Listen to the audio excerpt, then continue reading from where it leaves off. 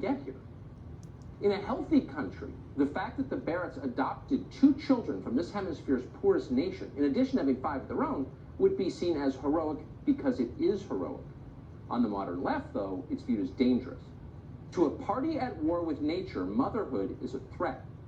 Listen to Amy Coney Barrett describe how she and her husband adopted their second child. It's an interesting story, actually. She just learned that day she was pregnant when the adoption agency called and said there had been a devastating earthquake in Haiti, and could they pick up a 3-year-old? That's not an easy decision to make. Watch how she made it. Jesse was on the phone with the adoption agency, working out the logistics to go pick up John Peter in Florida. I just wasn't really feeling that great. Turned out Juliet was going to be coming along that year, so we had an intense 3-hour period where we had to decide were we going to go forward with going to get John Peter in Florida, because we discovered that Juliet was going to be coming that year too. Like, we had really wanted 5, but now it was kind of like 5 and 6.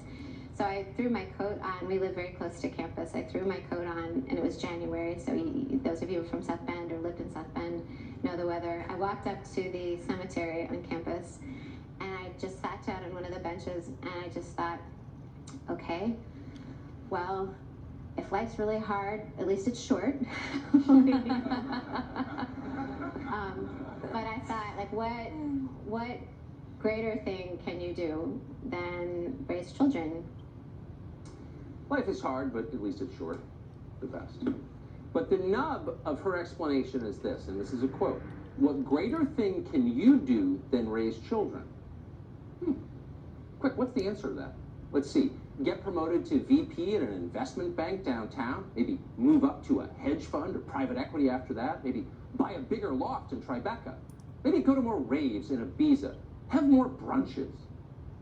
To many in our ruling class, those are the answers.